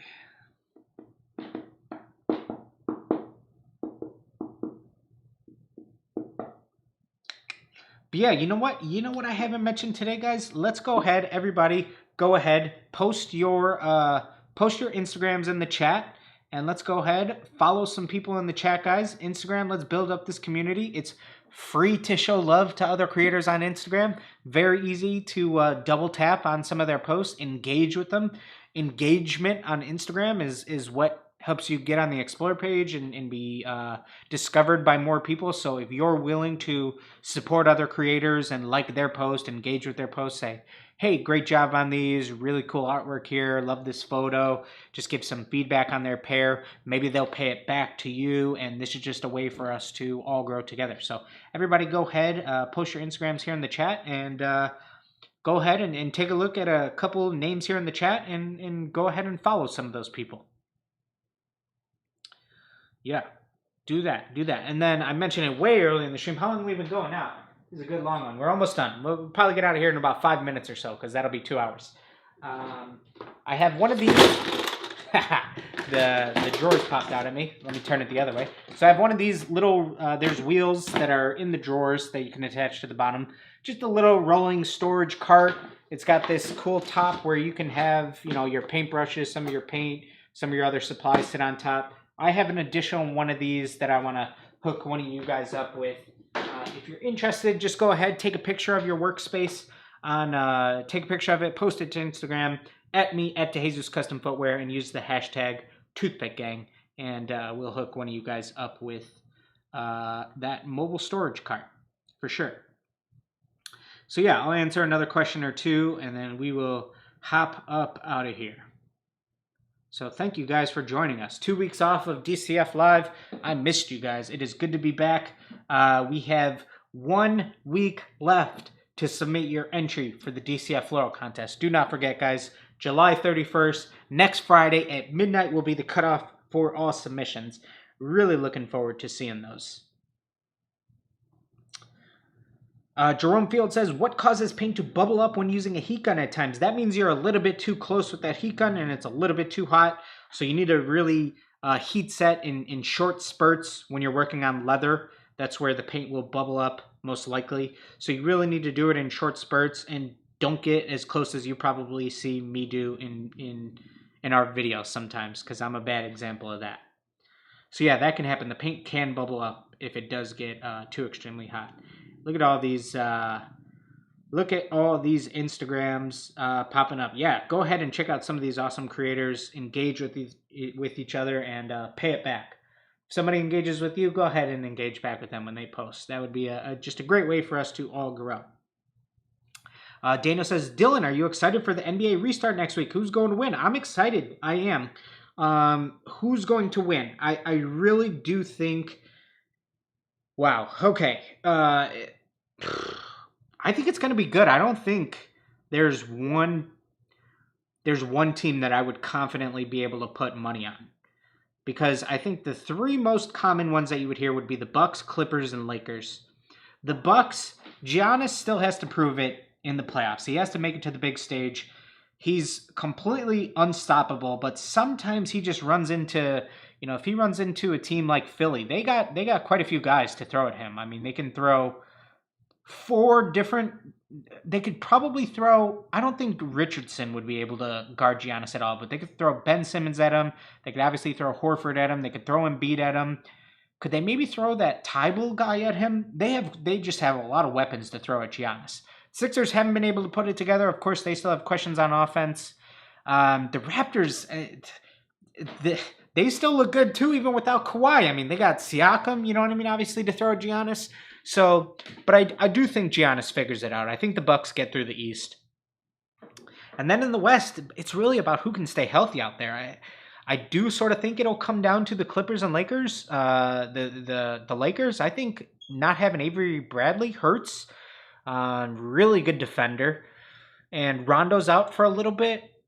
That hurts. But, I mean, they got LeBron and AD. You know, when you have two out of the, I don't know, top 5 to 7 best guys in the league or whatever, that's always good. And then the Clippers, can they stay healthy? I mean, they've been a little up and down, but when they look good, they look really damn good. And then if there was another, I mean, it's hard to say that maybe the Rockets can't sneak by a couple rounds, and who knows how far they could get with that small ball lineup. So I'm excited to see it, and I think it's pretty cool that I think it's a pretty wide open field. I wouldn't be able to confidently pick one team to put money on, but if I had to put money on one team, boy, do the Bucks look good this year. I don't want to put money on the Bucks. If I had to pick one, after the run that Kawhi had last year, is he maybe on a better team with the Paul George is better than Siakam, I'd say. And then that surrounding cast, they got such a deep bench, and they have Joakim Noah. You gotta love Noah, okay? I don't even know if he'll get any playing time, but I love that he's there. So if I had to put money on one team, I think I would pick the Clippers. I really do, if I had to put money on one team.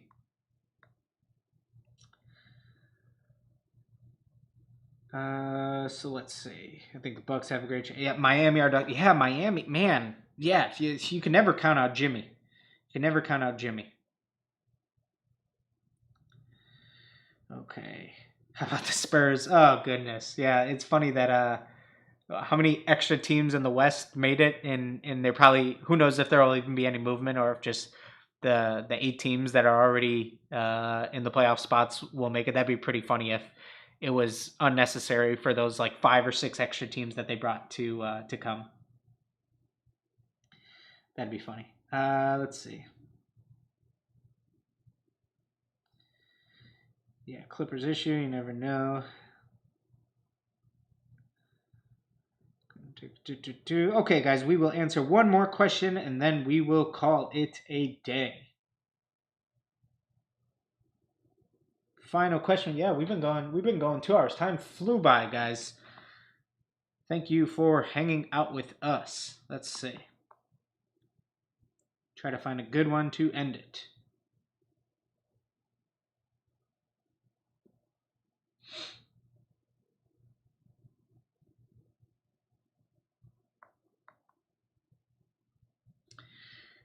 Yeah, G Cousin says don't count out Dame. Dame's probably a top 7 player in the league, and they got Nurkic back. Yeah, and Portland healthy. They could be good.